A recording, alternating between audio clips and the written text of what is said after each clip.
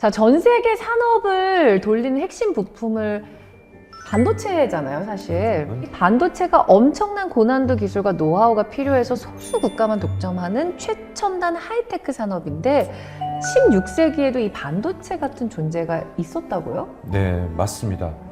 당시 전 세계가 미치도록 갖고 싶었지만 기술이 너무 어려워서 오직 이 나라만 독점하고 있었던 기술, 바로 명나라의 청화백자입니다. 그런데 청화백자면은 사실 도자기잖아요. 이게 하이테크 기술과 무슨 관련이 있을까요? 지금은 우리가 도자기가 너무 흔하잖아요. 근데 당시에 청화백자는 당대 최고의 화학 기술과 또 에너지 기술이 집약된 16세기의 초격차 기술이라고 볼 수 있는 거죠. 도자기의 수도라 불리는 당시 중국의 경덕지는 바로 오늘날로 치면 실리콘밸리였던 거예요. 당시 전 세계 다른 나라들은 낮은 온도에서 흙을 구운 톡이나 도기는 다 쓰고 있어요. 그러나 중국은 1300도 이상의 고온을 또 유약을 발라서 자기라고 하는 이 기술을 유일하게 개발한 그런 나라죠.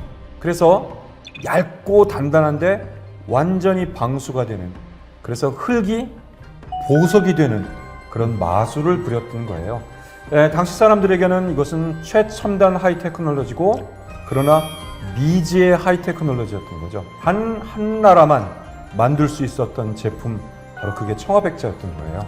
당시에 이제 유럽 귀족들이 이 도자기에 완전히 미쳐 있었는데요. 이거 오죽하면 별명을 하얀 금이라고 불렀대요. 왕실에서는 이 식탁 위에 이제 여기다가 음식을 차려서 이제 먹는 거를 최고의 권력이라고 생각했다고 하니까 사람들이 얼마나 이걸 따라하고 싶었겠어요. 갖고 싶어 했고.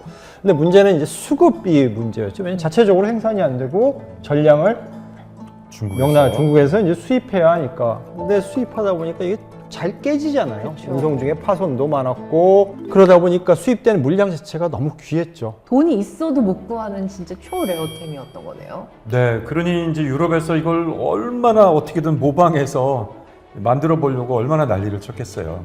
특히 예를 들어 네덜란드의 델프트 지역에서는 흔히 델프트 도기라는 대체제인 거죠.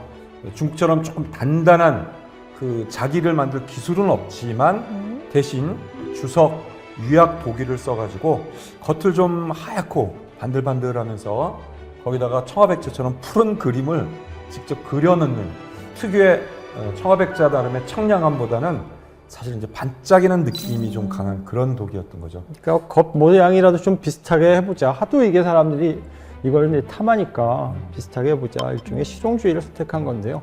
어쨌든 이 덕분에 값비싼 중국 자기 대신 이제 저렴한 가격의 네덜란드 중산층까지도 이 푸른 도자기를 즐길 수 있었다고 합니다.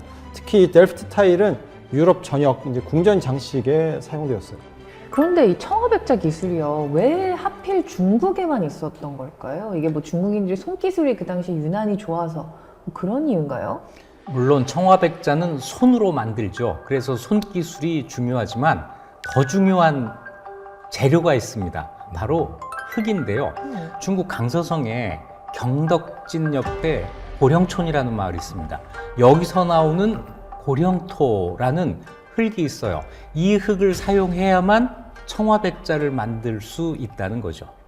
네, 바로 맞습니다. 이 고령토. 이 고령토에는 이제 석영이나 점토, 장석 등등이 나름의 황금 비율로 이렇게 되어 있어서 바로 그야말로 자기 전용의 흙이라고 볼 수 있는 거죠. 이럴 때 이제 이 고령토를 1200도 이상으로 고온에서 굽게 되면은 이 성분이 녹으면서 화학 반응을 일으켜서 흔히 말하는 자기화, 도기가 아니라 자기화가 이루어지는 거예요. 오늘 전문 용어가 좀 많이 나오네요. 자기화가 뭐죠? 예. 그러니까 흙이 화학 반응을 통해 기존의 흙이 아니라 완전히 고령토를 굽게 되면 요즘 말하면 세라믹. 네. 세라믹의 성분으로 바뀌는 거죠. 흙의 일종의 과학이라고 볼 수 있는데요.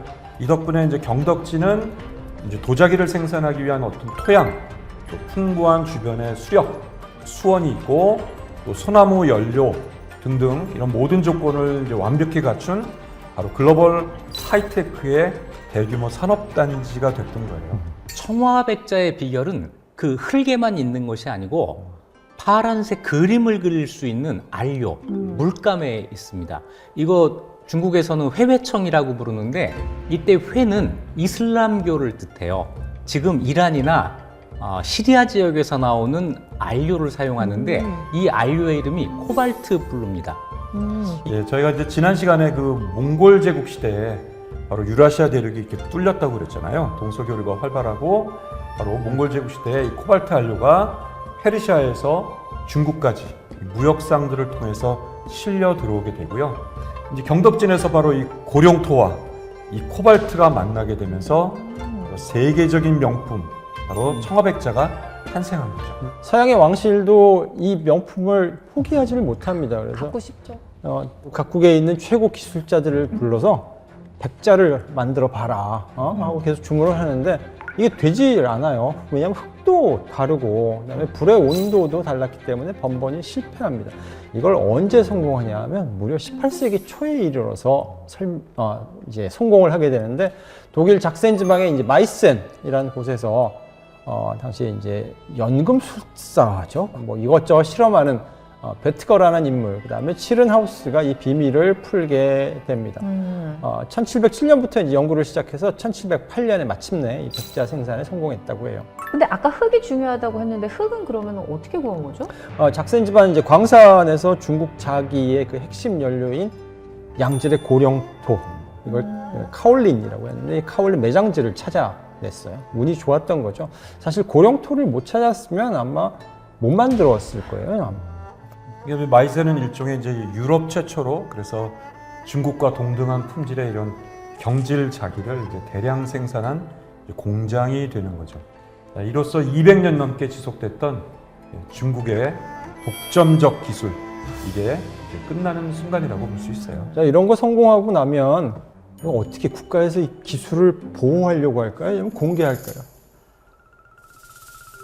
보호하려고 하죠. 그렇죠. 당연히 이제 그렇죠. 극비에 네. 붙이고 컨피덴셜 도장 찍고 네. 그 나가는 사람들 다 몸 검사하고 그렇죠, 뭐 그렇죠. 그러지 않았겠어요. 그래서 철저히 비밀에 붙여졌는데 세상에 이제 영원한 비밀이 없다고 이 생산 기술 유럽 전역에 퍼지게 됩니다. 그 후에 이제 프랑스의 세브르 도자기, 그다음에 영국의 웨지우드와 같은 도자기 산업이 발전하게 되고 이제 드디어 이제 자기 분야에서 어쨌든 뭐 1차 세계화의 주인공인 동양과의 격차를 조금이나마 좁힐 수 있게 됩니다.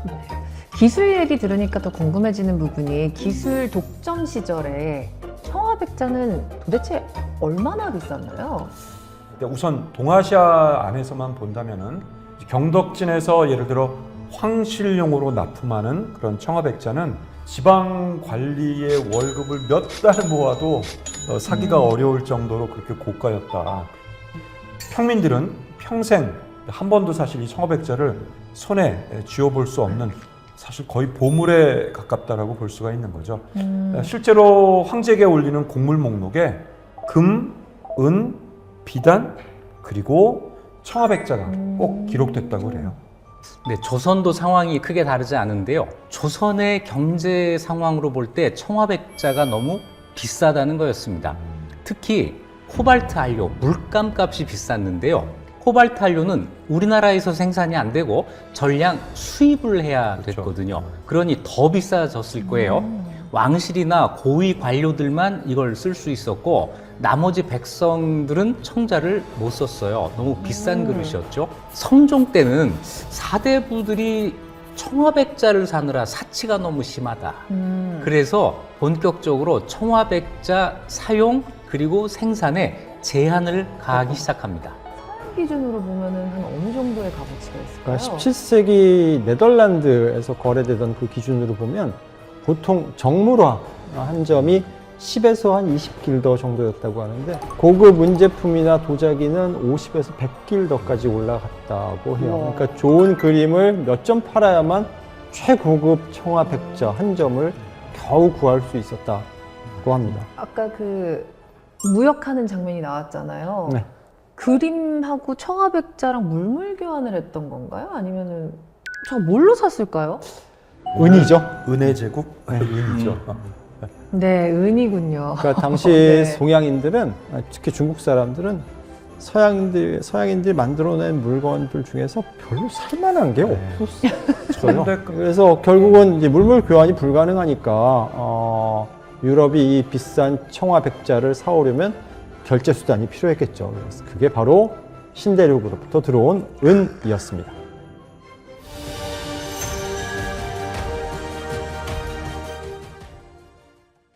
이 조선이 도덕으로 운영되는 그런 나라였다면 명나라는 그러기에는 그야말로 은이 넘쳐나는 은의 제국이었거든요.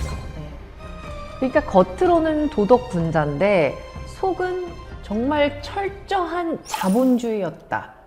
이런 건가요? 그렇죠. 예, 맞습니다. 뭐 당대 가장 부유했던 명나라에게 좋은 나라라는 건 뭐 다른 복잡한 이념보다도 곧 부유함이 곧 권력이다. 은이 많으면 강한 나라다라고 이렇게 믿을 수 있는 거죠. 여기서 16세기 명나라의 그 운명, 더 나아가 세계 경제의 판도를 바꾼 결정적인 제도가 바로 적용되게 돼요. 바로 명나라 만력제 때 재상 장거정이 전국적으로 시행한 일조 편법이라는 제도예요.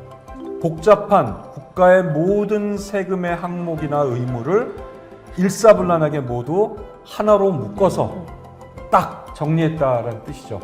그 전까지 많은 세금 종류가 있고 요역도 있고 특산물도 있고 수많은 그런 의무들가 있잖아요.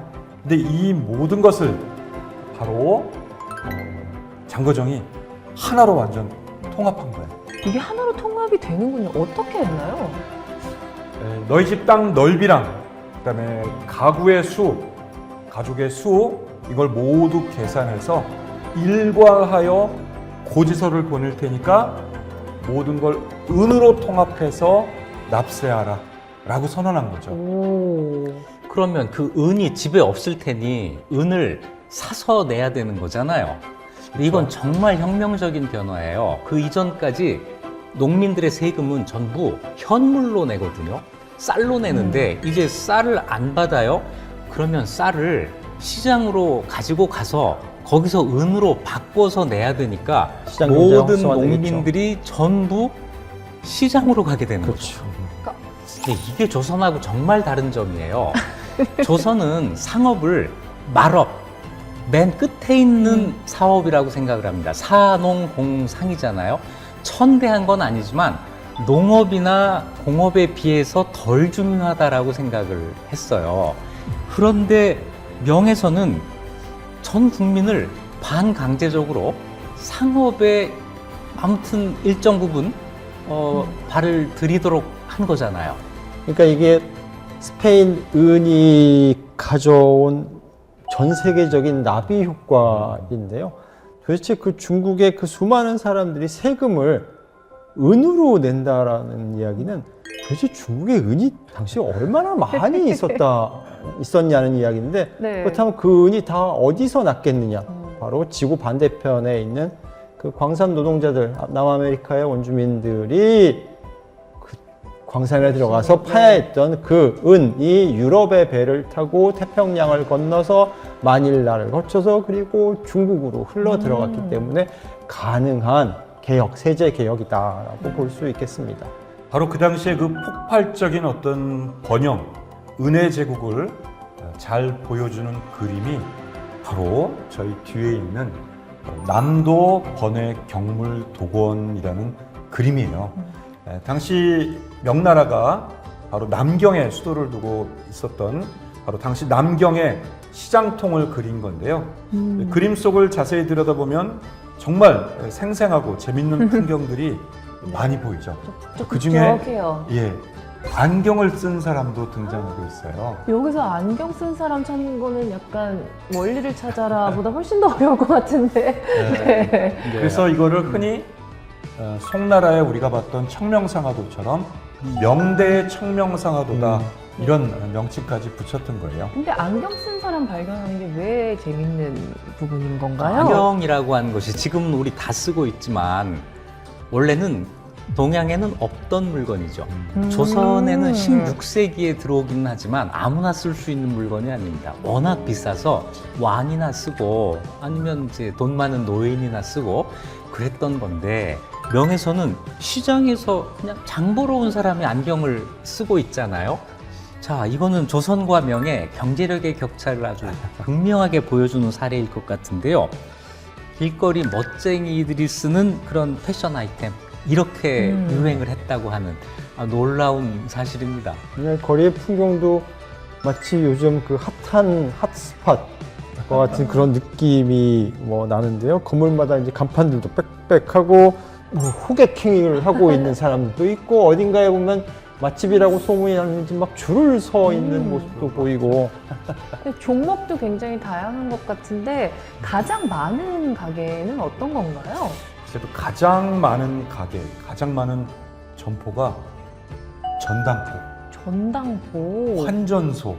오. 어때요? 이런 거 들어보니까 감이 오시죠? 네네. 아까 말한 그 1조 편법 때문인 거예요. 세금을 모두 은으로 내야 하니까 현물인 쌀, 비단 등등의 현물을 가져와서 은으로 바꾸려는 사람들로 그야말로 금융업이 대호황을 누린 거죠. 그러니까 어떤 나라가 좋은 나라인지 약간 그 철학적인 부분에서 조선과 이제 동양이 좀 차이가 있는 것 같습니다.